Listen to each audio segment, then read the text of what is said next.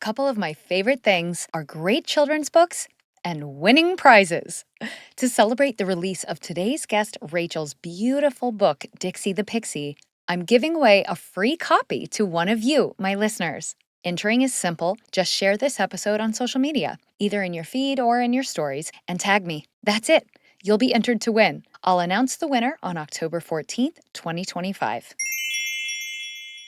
How do we learn to trust that life's timing is leading us exactly where we're meant to be?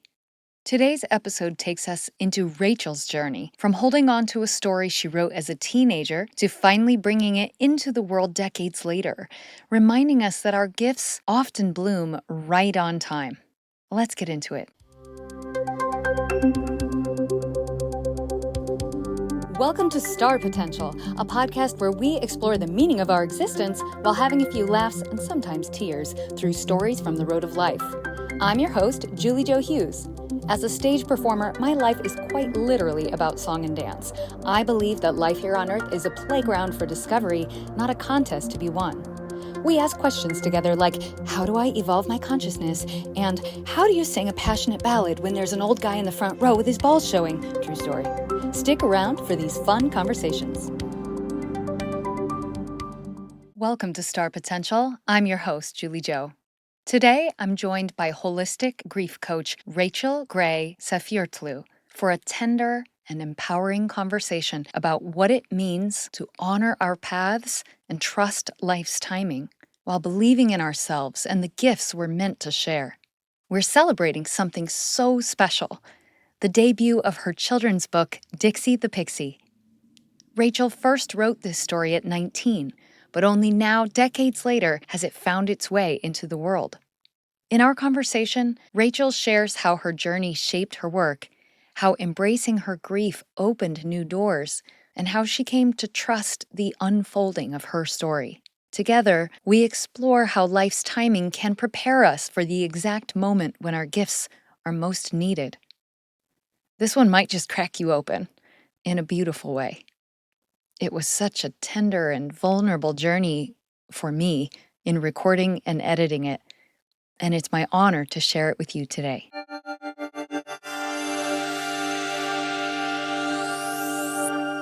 Rachel Gray Safyurtlu is a holistic grief coach, grief educator, grief movement guide, and bereaved mother. She holds a master's degree in counseling and a bachelor's degree in psychology. Her passion lies in supporting individuals and couples through all types of loss. Rachel is also an author. She loves sharing her knowledge and insights on wellness, personal growth, and grief through writing, reaching those of all ages.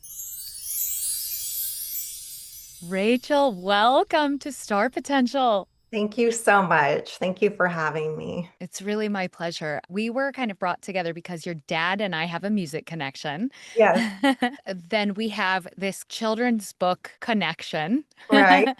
Your dad was telling me that you were writing a children's book, and I was representing and distributing children's books. But we finally got to connect in person the other day. And man, we are just deeply aligned in many ways. We really are. And I feel like the timing is perfect for us to finally connect. We definitely want to dive into that today, talking a little bit about trusting and the timing of things and how we can't zoom out always and see the linear picture of how things are all going to serve each other, but how in the end, like you look back and go, oh, like I kind of see how all those things were woven together. Yes. Let's go ahead and start with your new book. That is a fun place for us to start. Yeah, I was just going to reach for mine too. Yes, let's see this gorgeous. Yay! Dixy the Pixy. Such an empowering story about believing in ourselves, resilience. So, if I were to ask you to summarize, what is the message or what is Dixy the Pixy about? What would you say? Dixie the Pixie is the only fairy in the magical forest who can't fly.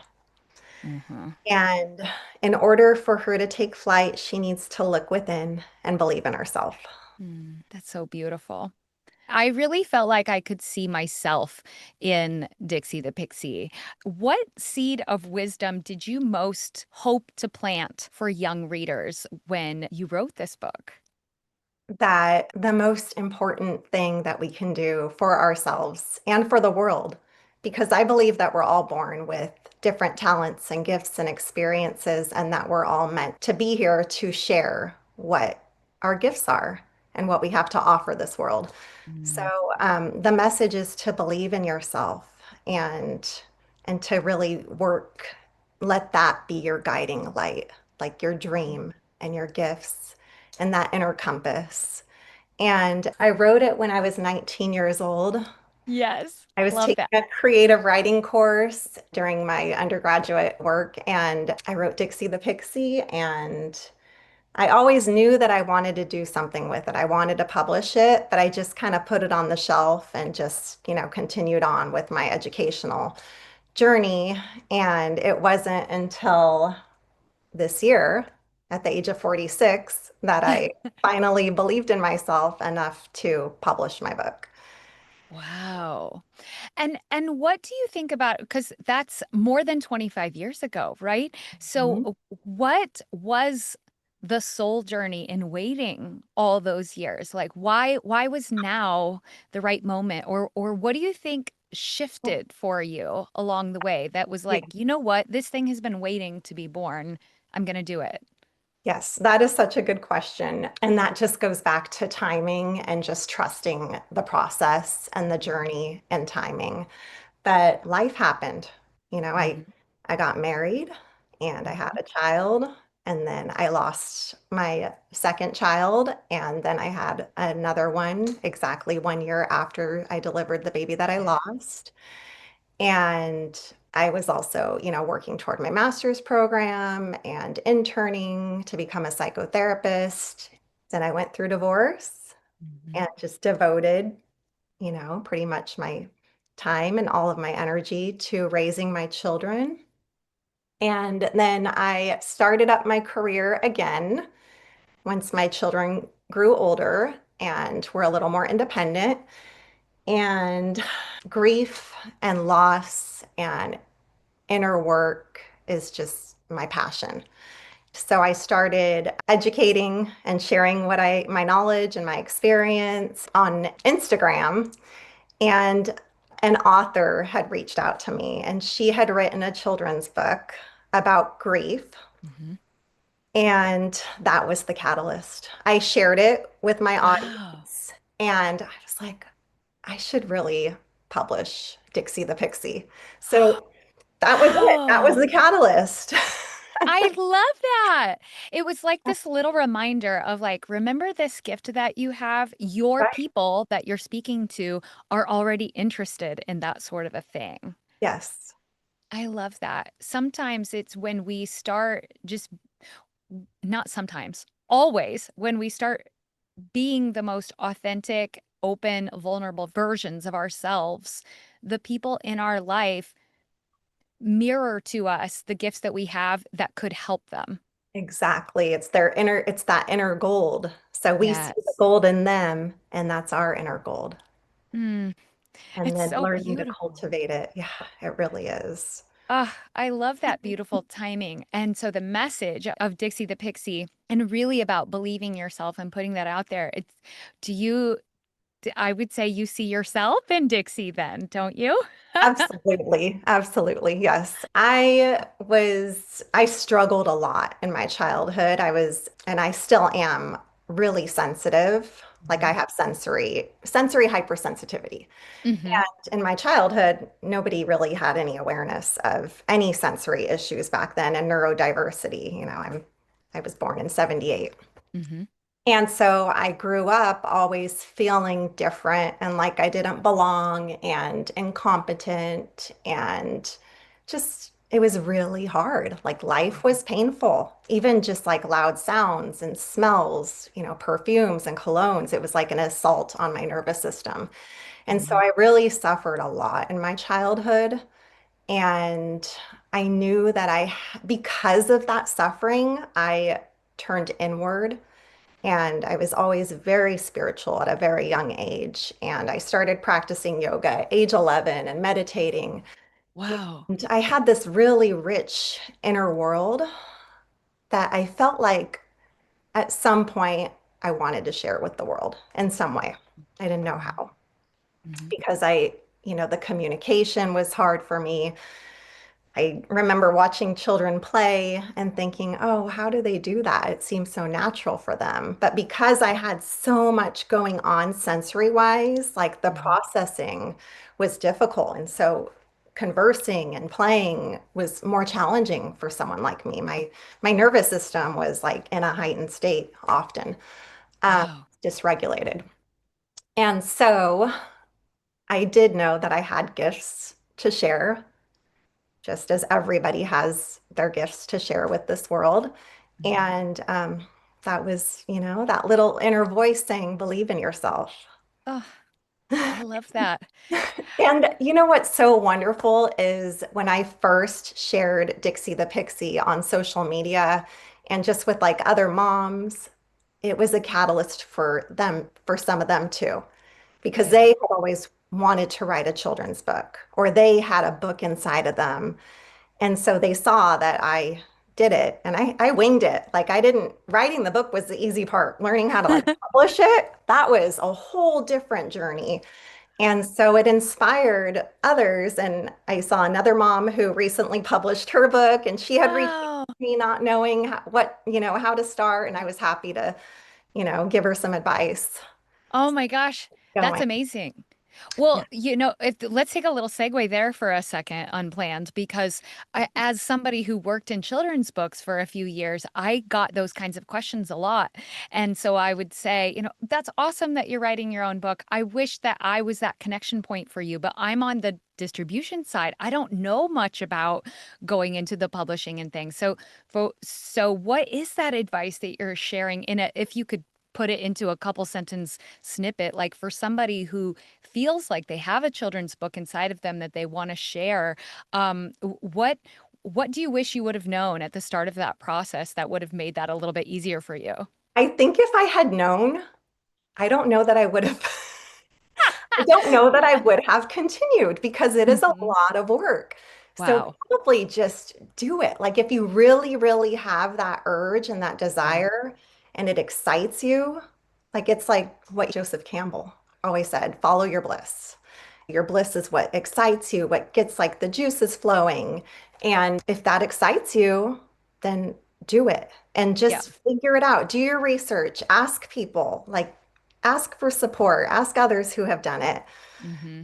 and join support groups. There's like Facebook support groups for self-publishing and indie Nice. authors and yeah. Amazing. Yeah, and there's so much information out there now at our fingertips. I feel like it's probably easier to get started than it would have been even when you wrote the book back then, right?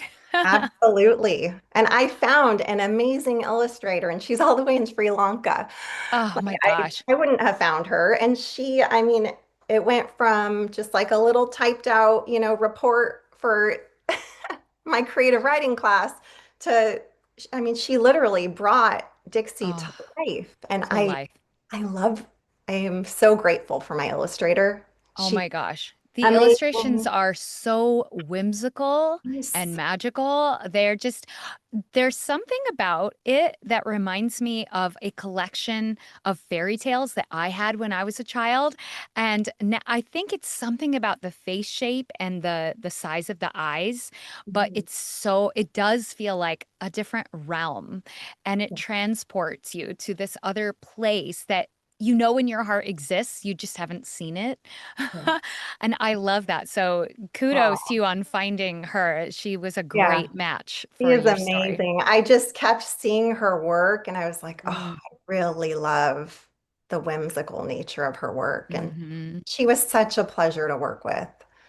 That's amazing. I'm sure that collaboration is very important between the author So and illustrator. it really is. Yeah. I learned a Mm. lot about myself just, going through that process even. Like Oh, interesting. I have a hard time asking for what I want. Yes. especially when it comes Yes. to someone's artwork, you know. Yes. Which is so personal and It really is. So I did learn a lot through that process. wow. Oh my gosh. So like a lot of things that we're walking through the first time, it was such a walk through personal development for you as well. Yes. And I don't know anything about distribution. I mean, I'm learning, you Yeah. know a lot, so Right. where you can share your knowledge, but I'm still trying to figure out how to get my online store up and running and and how So to many, ship them out.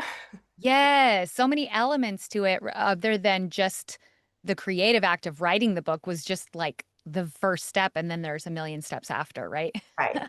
Yeah. Amazing. I love that that kind of opening message for you was your portal into the children's book world.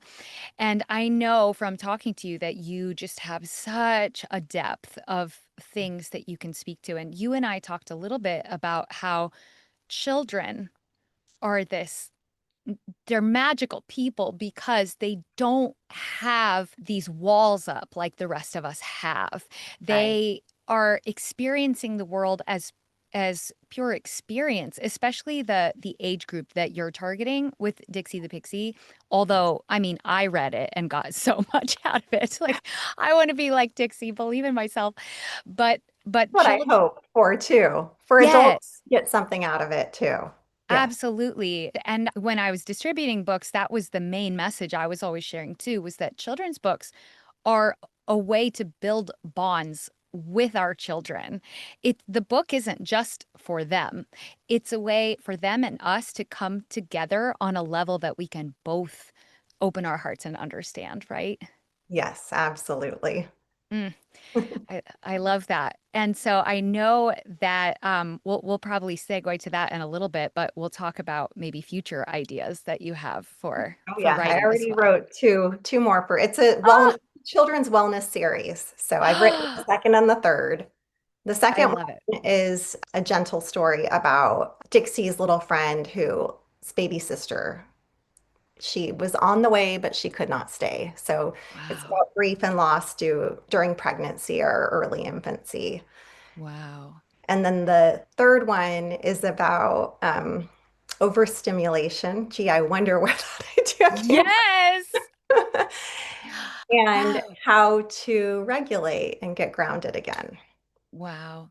What I keep seeing in your story, your personal story, is how often the things that we grow up with and we think that they made us different or even weird, right? Because we weren't the same as others around us. W- As we get older and we have more perspective on that, we start to see that those are our gifts. Um, Those are actually the places to lean into. yes. Yes. Ah, and so it's so beautiful that you can take these things that were pain points for you as a child and now those are the gifts that you're able to share with the world. Yes. And if we could look at all the things that you do on a holistic lens, which is what you're all about, your work is an invitation to honor grief, not as an ending, but as a portal into a deeper level of living. Right. So Yes. I'd love for you to talk to us a little bit about that, of how does grief open us up to deeper layers of purpose or our calling, which we might have otherwise not noticed or gone into. Yes. I truly do believe that suffering is an invitation or a portal to growth and to becoming wholer, more whole. Um, Mhm. and not everyone, that's not everybody's path. And Mhm. it may, so say that you've experienced a profound loss and you're in early grief.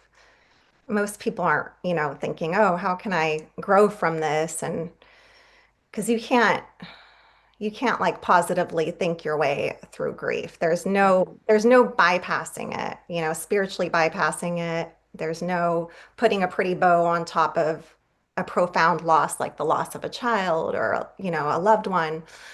But if you do your grief work, and grief needs, in order for grief to not become stuck inside of us, It needs to be felt. You can't heal what you don't feel. It needs to be felt and witnessed and tended to with mindful presence and compassion.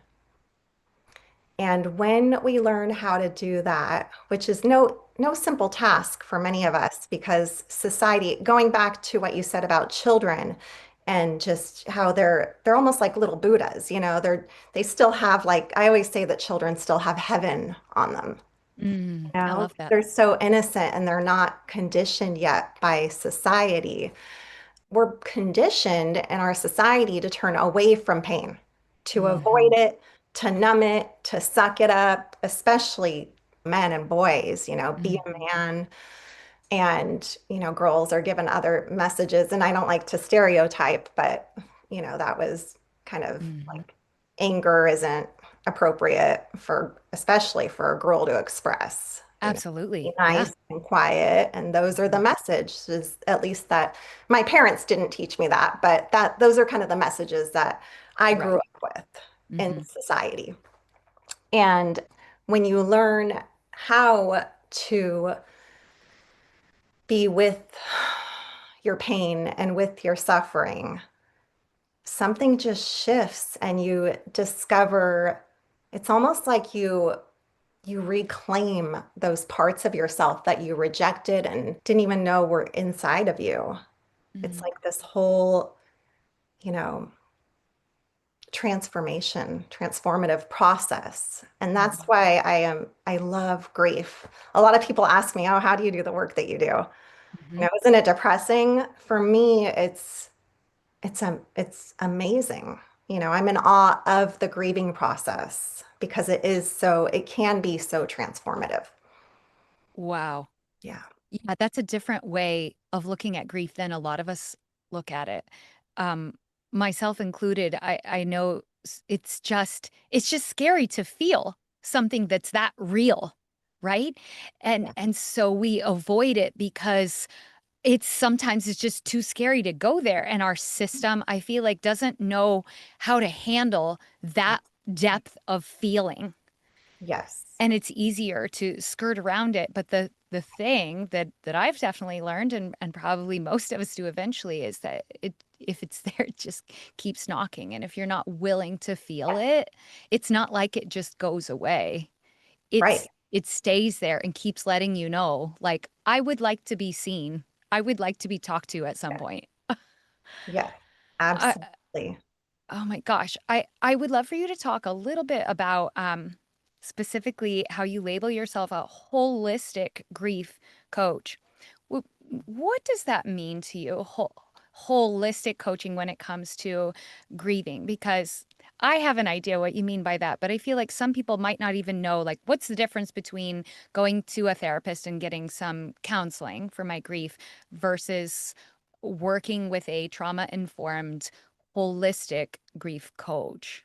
Yeah, and I feel like holistic kind of has a bad name. Like a lot of Yeah. people relate it to, woo and just weird and strange. But all it means is working with the whole person, Hmm. the mind, the body, the spirit.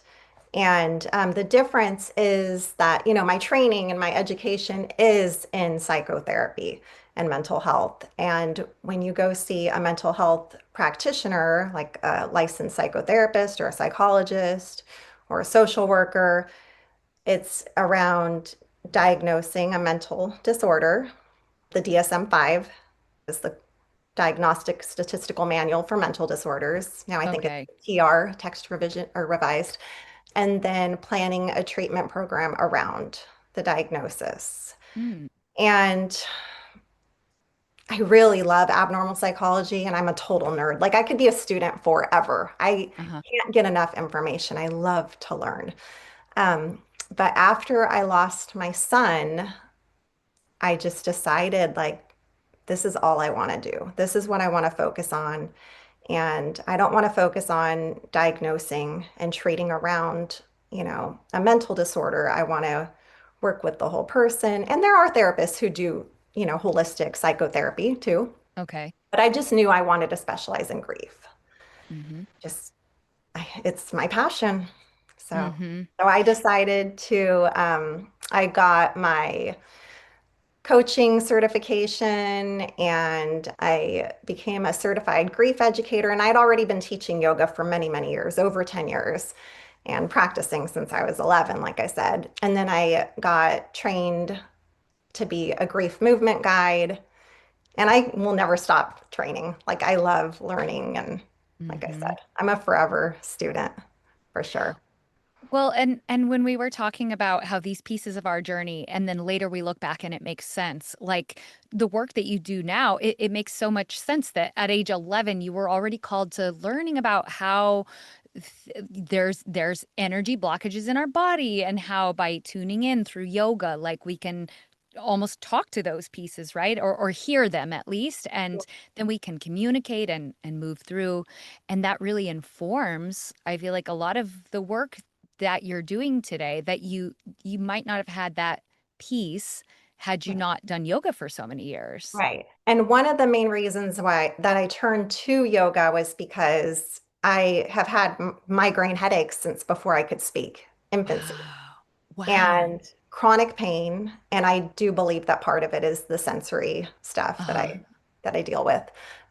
So much of my childhood and my life has been enduring chronic pain to the point where, I had suicidal ideation because the pain was so bad and I tried literally everything.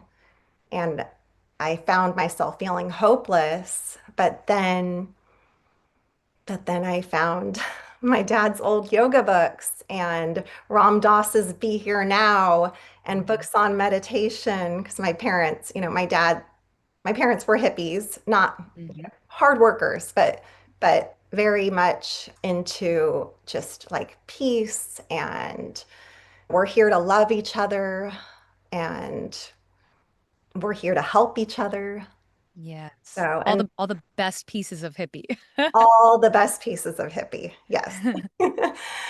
So I found refuge in tuning in and listening and slowing down and in solitude and meditation and connecting spiritually with something that's greater than myself. Mhm. Yeah. Mm, beautiful.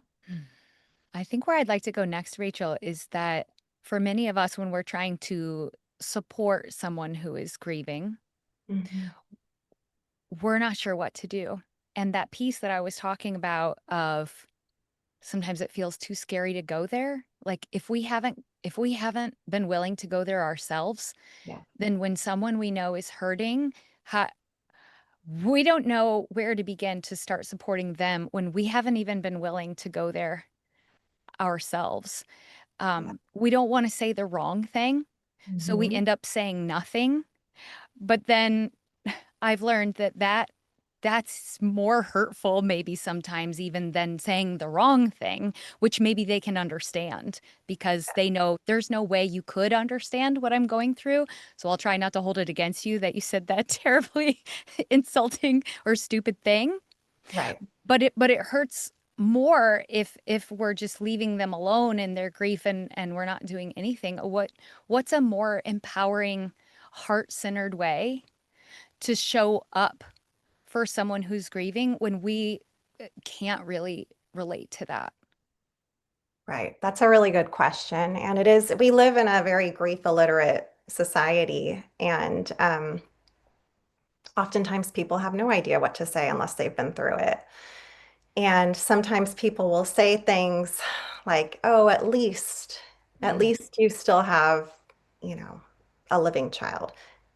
At least you can still try to get pregnant again, or, wow. all anything that begins with at least. They're jumping to the positive so quickly, right? Because it's so uncomfortable to sit in the Exactly. yeah. They're too uncomfortable with you not being okay, with the other person not being okay. Yeah. So learning how to hold space with for somebody who is not okay, and learning to be okay with them not being okay.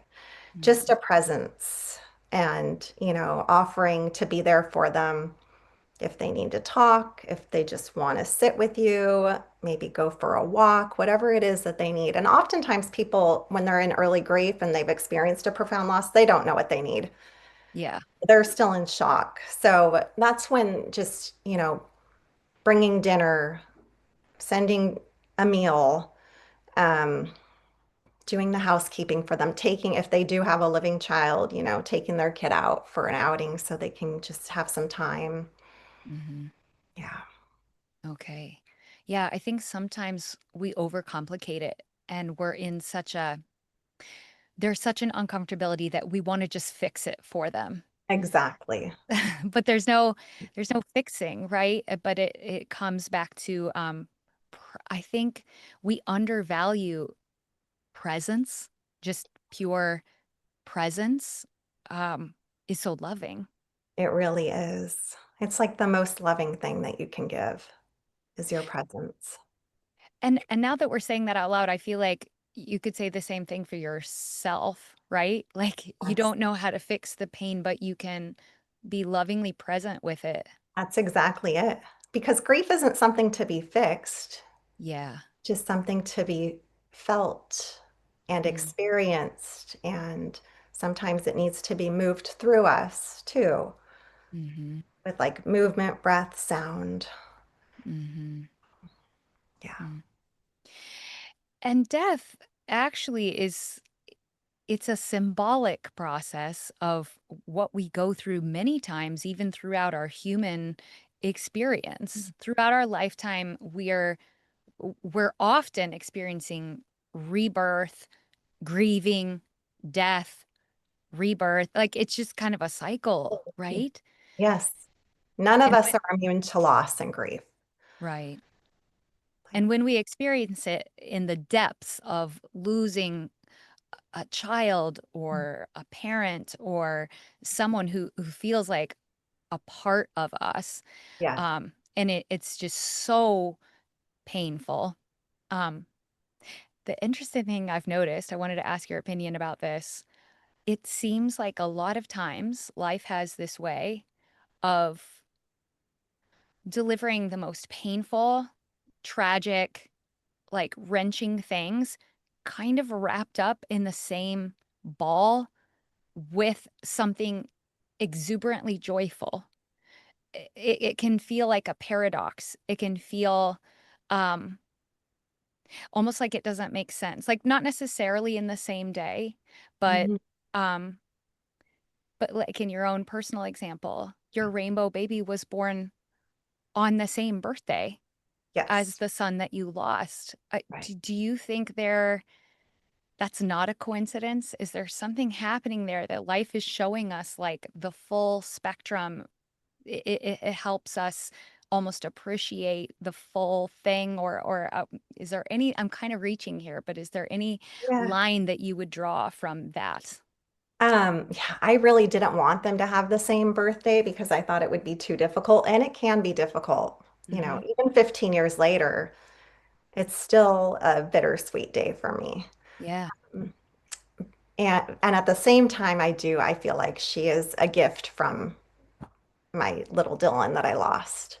Wow. But I have a hard time expressing that because I do know that there are families who don't ever get their rainbow baby. Mm. And Yeah.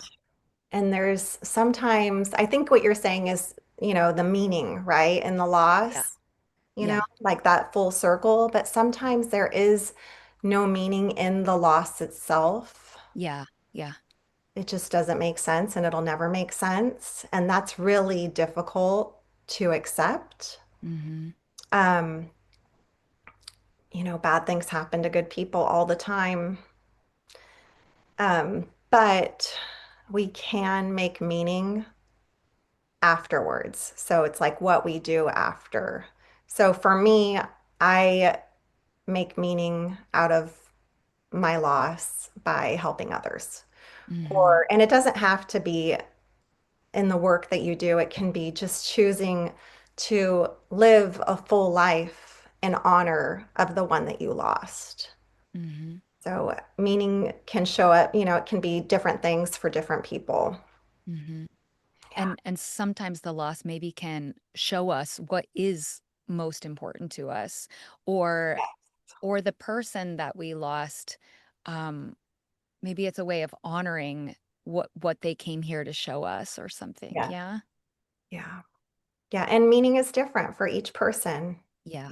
And like I said, in early grief, like if you told me that, I would come out of it and feel like I'm a wholer person after losing my baby, I probably would have said that you're crazy because I was so angry and just so Mm. overwhelmed and devastated. I was broken. There was a time when I was broken. When you have a profound loss like that, you don't just lose the person that you loved, but you lose who you were with them Mm. Mm. or who you imagined that you would be. There's so many losses within a single loss, so Wow. much to grieve. Yeah.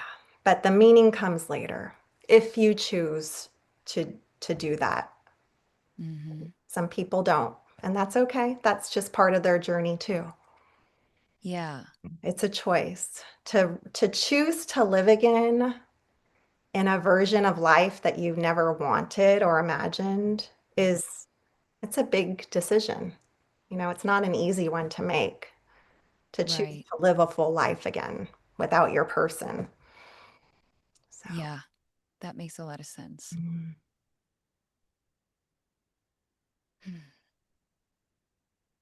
I feel like these are such big things that we need a little like resetting breath in between our thoughts. I love that you do that. And that's kind of the way that I work with my clients too. We do a lot of like feeling and experiencing and movement and grounding, Hmm. coming back into the present moment. Beautiful. So much of your work reclaims voice in the face of pain. Mhm. Mm. So, how do you see grief as a portal to authenticity Mm. or to living more fully expressed? Our grief has this way of just breaking us. When we experience a profound loss, it literally breaks us, like it breaks us open. And um, and that rawness, it's almost like it just breaks you down to your core. And this is everyone's different. But a lot of people, when they experience a deep loss, they'll realize like, oh, I don't want to live like this anymore. Whether it be just setting boundaries and not being a people pleaser, Mm. or choosing to surround themselves by people who are safe, who they feel like they can have a genuine, authentic relationship with. They might start kind of, it's like the shedding away of the old you, shedding away of Mhm. what no longer serves you, and letting go of being the good little girl, being the pleaser, or letting go of numbing yourself. Mhm. So, all the different ways that we kind of learn how to survive in a society that doesn't really set us up to be whole. Yeah. There's definitely alchemy in grief is what I'm hearing you say. Absolutely.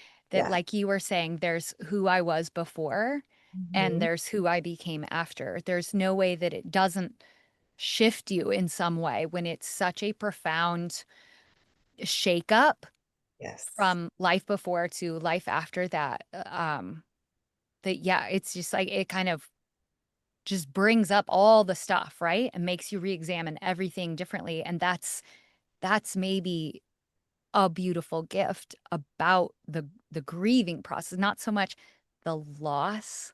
Like you Mhm. said, we don't always find meaning in the loss itself, but maybe it can help us to find meaning in the transformation.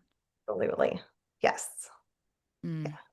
Yeah, it's Mm. like this destruction, and then you're in this in-between stage of You're no longer who you were, but you're not who you were going to become. Yeah. And there's so much potential in that space, but it can feel so terrifying and ungrounding. And that's Totally. why the support is so important. Mm, Like getting support from someone and people who have that ability to support you and hold that space and to mhm. witness your pain and your grief. Like we live in such a hyper independent society, and this is one of the things that I did that I wish, if I had known what I know now back then, Yes. I thought, oh, I have to be strong. I can do it on my own. I don't want to burden anyone with my grief. Mm, Let if you're experiencing a deep loss, let yourself be supported. mm, Let yourself be held by those who are capable of holding you. If you do have a spiritual connection, however that shows up, allowing yourself to be held by that, mhm, mhm. so important because it is scary. It's ungrounding. It can be very traumatic too. And really, we're not meant to go through these big major life shifts alone. That's why we have each other, right? And there are people who, like you, who have a gift for holding that space for us when we're in such a disorienting time. And there are others of us who maybe that's not so much our gift. Maybe we're better to help at different stages in that journey or whatever. But I think there is power in recognizing that and reaching out to the people that have the capacity to kind of help you get through that too. Yes, Not to get through it, but you know what I mean, kind of hold your hand through absolutely. those varying transitions because as you said, it's not that you ever get over it. I've heard you say that we We get just over it. carry it with us. Yeah, you just learn how to carry it with you. And then Mm, slowly over time, that pain can transform more mm, so into love. So, like now, when I think of Dylan, the baby mm. that I lost, Yes. not this overwhelming suffering and pain. I can think of him and smile because I Mm, can feel the love between us. mhm. And that's that transformative, the alchemy. Like, Yes. but Yes. yes, allowing yourself to be supported. Connection is medicine if it's Yes. with the right person. So, like people who are safe, people who leave you feeling, like peaceful instead of drained. Yes. People who you can really just drop the mask with, because we all have a mask, we all have a persona Right. Hmm. you can really be yourself with. Mm. So important. Being isolated just prolongs grief and healing and increases, trauma. Wow. Yeah. Rachel, it's such beautiful work that you do. And I love that you love it. Like you said, a lot of us would say, oh my gosh, that sounds like such hard work that you do. And for you, it clearly lights you up and you see it as as part of your purpose here is to really share that gift of being able to integrate our grief into the story of our life and our experience here and how we can support each other. And And you're doing it too. I mean, you're like oh, providing, this space to share it, which I love. yes. Like I think about you distributing the books, like you're distributing these like really important messages too. Thank you. Yeah, well, one of the reasons why I really wanted to have you here and talk about this is in the past, I've been a person that was just too afraid to go there for anything that felt too deep. And as I break open all these corners of myself, I've seen that if you really want to love your whole self and you want to be able to shine your light and help others like this is an area we need to look at. Why are we so afraid? Why am I so afraid to look into the corners of my grief? And I'm just really grateful for you and the work that you do, and And hopefully, this conversation that we're having here today can help others begin to see that if you are uncomfortable, like I was, there is a way to almost like practice and get better at being able to be that safe person for someone else.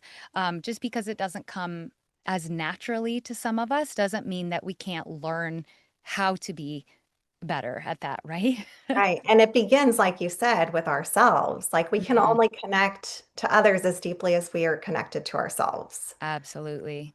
I'm really Well, grateful for you too. Thank you oh, so much. And it was so nice meeting you the other day too. I mean, yes. it's rare to meet somebody who has done their inner work, and I believe that it's never done. Like Hmm. I will be working and growing as long as I'm alive, as long as I'm breathing. Same. Hmm. And I felt that with you, just the way that you speak my language, and that's rare. Yes. I love it when I find people who are, open to growing and evolving and Yes, I had that instant connection with you. It's like the line from Step Brothers. Did we just become best friends? I felt like, oh, I get you and you get me. Let's have some more coffees together. I look I forward to and that. I honestly I saw gold in you. Like I remember when I saw you on stage and your present when you played with my dad. Yes. I remember thinking, oh, she's so comfortable up there and the way she performs and sings. And like, that's what I want too. I'm still working on my presence and being seen. Like, public speaking is like, I'd rather get my teeth pulled. It's Uh-huh. terrifying for me. Yes. Well, that's what we were talking about with we all have our gifts. For me, like being seen and engaging with others is like the easy big crowd energy is my jam. I'm That's like, put me not mine there. at all. So I got you, Yeah. girl. We'll help each other. Yep, exactly. Rachel, tell us about how does someone go about getting in touch with you, learning more about your work, getting your books? Tell us how to connect with you. So you can connect with me on social media. I'm on Instagram and Facebook. I'm the Holistic Grief Coach, and I'm on TikTok. My website is theholisticgriefcoach.com. You can send me a message on there. As far as my book goes, so my book is available on Amazon. It's a paperback though on Amazon. And the quality, I just got the hardcovers and they have like purple gold foil embellishment details, So which I love. beautiful. The quality is a lot better. Um, Mm-hmm. I'm still trying to figure out how to distribute, but Mm-hmm. I'm in the process of creating an online store. And for right now, I'm just doing readings and locally I'm selling to little boutiques, I have an online store from a community resident. She's carrying my book. And then there's a little candle shop that's right down the street and they're carrying some copies. And Aw, so I'm slowly, slowly I getting love it. there. It's like grassroots right now. And I would also offer that if anyone knows me personally and they just want to reach out, I can definitely put you in contact with Rachel. We can get you a copy. But I would say one of the best things they could do after they have a copy is go and leave it a review on Amazon. That helps a new author Yes. a lot. And yeah, so they can order through Amazon or we can get them a beautiful hardcover copy. I'm going to also add, I'll tag it onto the beginning of the episode. I would like to run my own little giveaway. I would love to gift one of these to one I of love our that. listeners. So yes, be sure that you take part in that. I just love your book so much. We already have two copies at our house that I love. We have the paperback and the hardbound. Thanks to you. Thank you for the hardcover. Oh, my pleasure. Sorry, I forgot. Yes. I have a Dixie the Pixie page too Oh, on yes. on Instagram and Facebook and TikTok. So it's just Dixie.the.pixie. And then the online store is going to be dixiethepixie.com. So Beautiful. I love that. And yeah, it's so fun that Dixie gets her own corner of the internet. I love that. And we will include all of those links in the show notes as well. So they're super clickable and easy for people to find.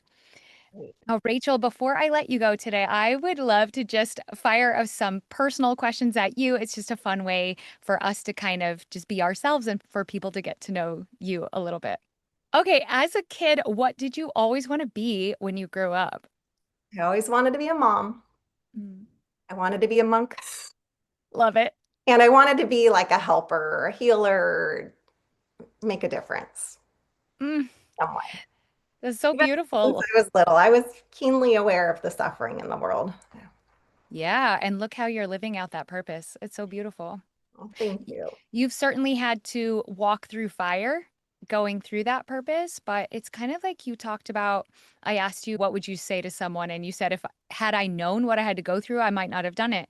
And you could probably say that about your life journey too. Like if you really knew what it was going to take in order to help serve the world, you might not have wanted to do that. Right. Man. Okay. Which season of the year makes you feel most alive? Spring, Spring. because it is so symbolic of like that outward growth of all the inner work. Mm-hmm. Beautiful. If you had a theme song for every time you made an entrance, what would it be? This one was really hard for me to think about.